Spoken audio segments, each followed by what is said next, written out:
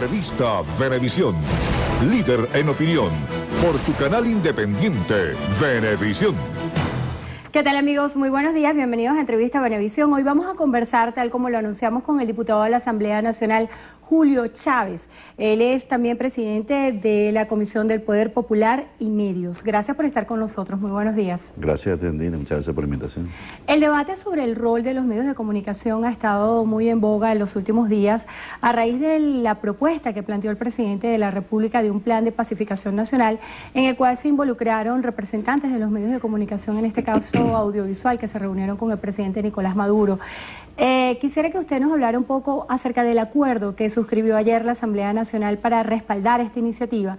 Y hablando específicamente de los medios de comunicación, quisiéramos saber cuáles son los alcances, porque sabemos que existe un marco legal, la ley resorte, pero cuáles serían otras iniciativas legales que se pudieran tomar desde la Asamblea Nacional para promover este plan de pacificación. Bueno, el día de ayer la plenaria aprobó, ¿no?, un respaldo a la iniciativa del presidente Nicolás Maduro de avanzar, digamos, en ese proceso de pacificación, y que entendiendo el problema el tema de la violencia criminal, ¿no?, de la inseguridad como un problema multifactorial, indudablemente que hay actores, ¿no?, que tienen que hacer sus aportes.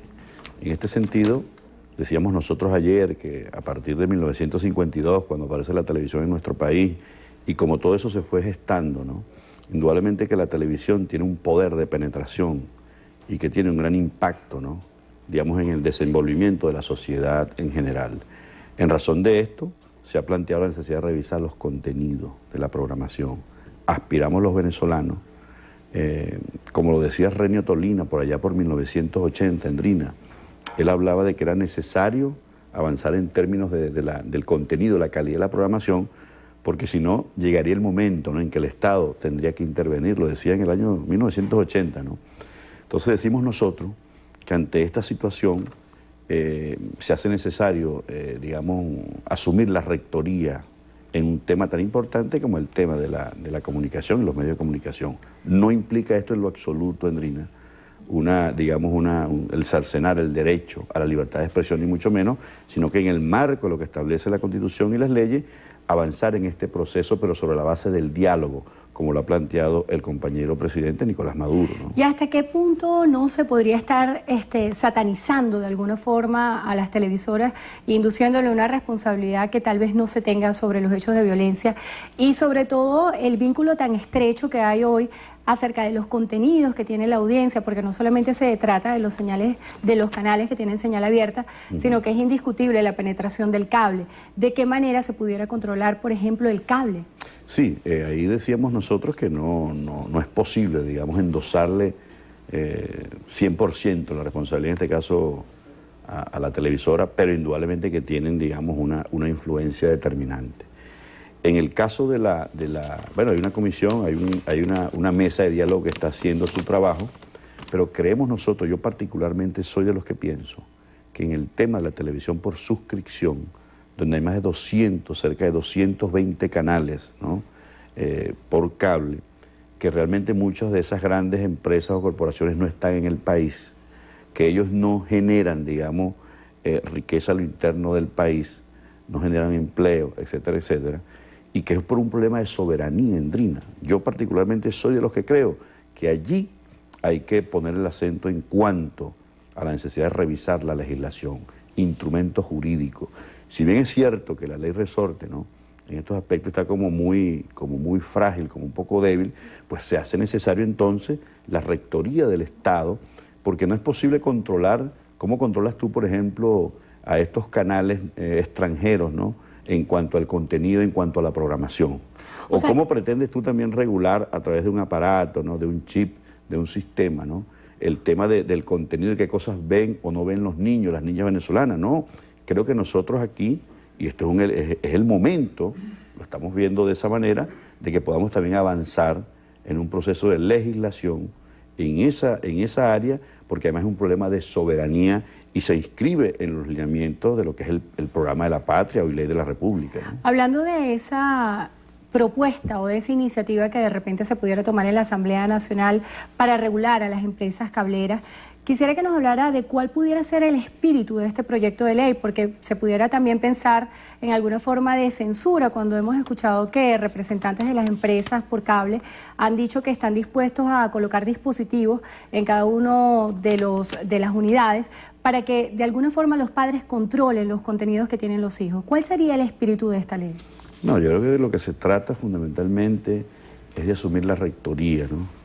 Un Estado fortalecido que en algo tan importante y que impacta a la sociedad, pues tiene que tener, por supuesto, los mecanismos de supervisión y los niveles de control mucho más allá de un chip o de un aparato, o que al fin y al cabo en la casa, pues quien tiene, digamos, en este caso la iniciativa para colocar los canales o tal son los propios hijos, ¿no? De modo que no sería, digamos, la solución al problema integral. Creo que se hace necesaria la presencia del Estado, la rectoría, en términos de regular de acuerdo a lo que establece nuestro marco constitucional y por supuesto la necesidad entonces o bien de revisar estos instrumentos de ley o incorporar, ¿no? Otros instrumentos que nos permitan realmente regular en términos de garantizar la libertad de expresión, por supuesto la actividad económica, pero siempre y cuando, Endrina, se rija en el marco de lo que establece la Constitución y las leyes de la República.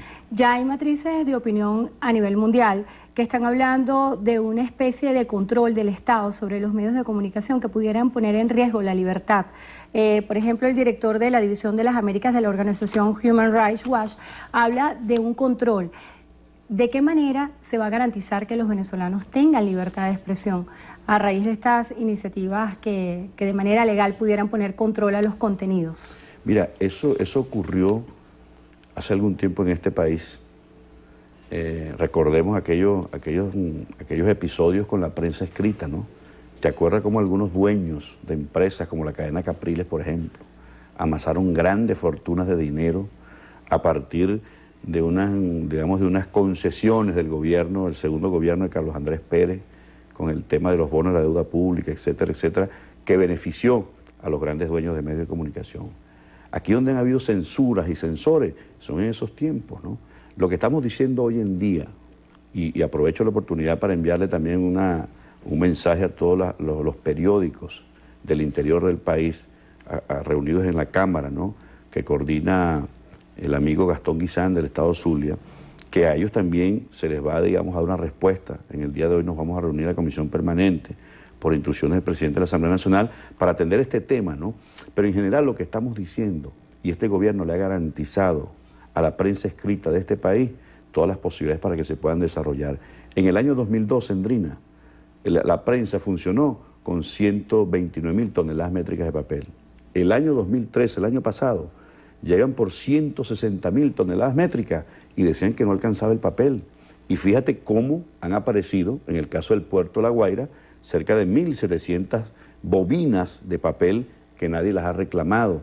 Y nos han llegado denuncias a la comisión de personas que están revendiendo el papel, pero que están exagerando con los precios, y por supuesto que esa distorsión que se produce a partir de que el gobierno otorga la divisa para que los distribuidores, los grandes dueños de medios puedan traer su papel, bueno, se han generado distorsiones que el Estado tiene que supervisar y que establecer controles duros allí, porque no podemos permitir pues, que estas cosas estén ocurriendo, que alguien se esté enriqueciendo, como algunos de estos dueños de los medios de comunicación que salen fuera del país a denunciar a Venezuela, etcétera, etcétera, que se cercena, que se silencia, cuando sabemos que ellos son de los grandes beneficiados de esta manera, ¿no?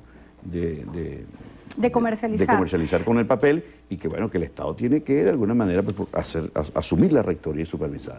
Precisamente acerca de ese tema, el diputado a la Asamblea Nacional, William Dávila, en representación de la fracción parlamentaria de AD, decía que esto era una crisis inducida por el gobierno para cercenar la libertad de prensa.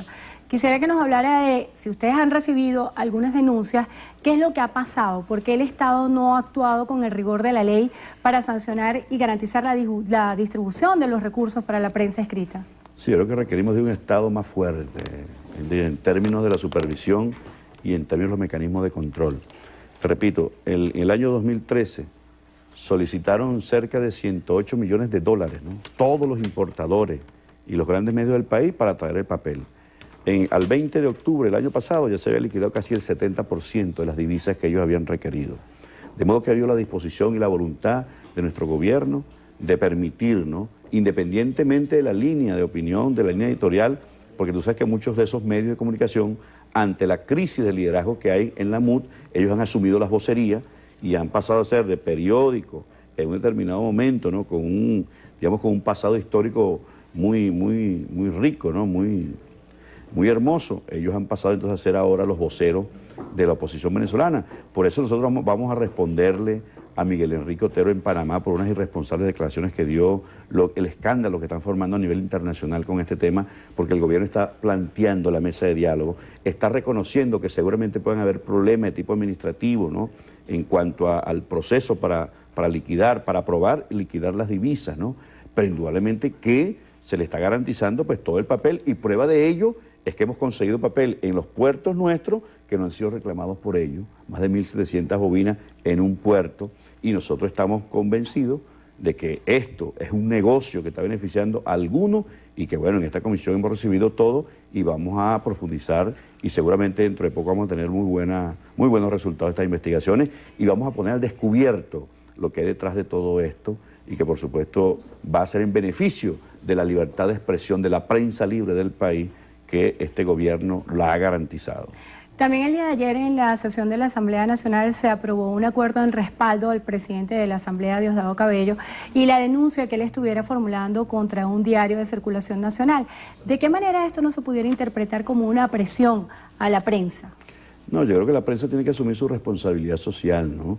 Y allí pues un ciudadano que fue, digamos, integrante del gobierno en un tiempo, ¿no? El gobierno de Hugo Chávez en un momento, puso unas declaraciones del presidente de la Asamblea Nacional que no las dio, y que de alguna manera buscan atorpedear, ¿no? esta iniciativa de pacificación y esta mesa de diálogo del presidente Nicolás Maduro. Y en razón de eso, pues nosotros dimos un respaldo a la bancada revolucionaria para que el presidente pueda ir por la vía de la activación de los mecanismos legales, bueno, y realmente pues hacer que prevalezca pues el Estado de Derecho, y que estos irresponsables no utilicen los medios para torpedear algo tan importante para el país, como es precisamente estos procesos, estas iniciativas de paz y de convivencia, que aspiramos que todo el pueblo digamos que se involucre y se incorpore a todas estas jornadas. Diputado, brevemente, se nos agotó el tiempo. La MUD y sus distintos voceros han dicho que el 2014 será un año de desabastecimiento. ¿Cómo lo visualizan ustedes? Bueno, nosotros estamos asumiendo nuestra responsabilidad. Por supuesto que el gobierno está garantizando, ¿no?, en términos de divisa, lo que es el requerimiento del país, de la nación. Los recursos de la Asamblea Nacional se han aprobado. No necesitamos ir a un endeudamiento, como han venido diciendo, ni menos una devaluación en lo absoluto. Vamos a seguir trabajando y profundizando en la inversión social. Más del 60% del presupuesto es en inversión social, y esto indudablemente que va a seguir, ¿no?, haciendo que se reduzcan los niveles de desigualdad, los niveles de desocupación, desempleo, y por supuesto estimular la producción en el país para que realmente podamos avanzar en un año 2014 como lo quiere el pueblo venezolano, a diferencia de lo que aspiran pues algunos de estos voceros trasnochados de la Mesa de la Unidad Democrática. Le damos las gracias al diputado de la Asamblea Nacional, Julio Chávez, en representación del Partido Socialista Unido de Venezuela, por haber estado aquí con nosotros hoy en Entrevista a Venevisión. Que tenga usted un feliz día. Gracias.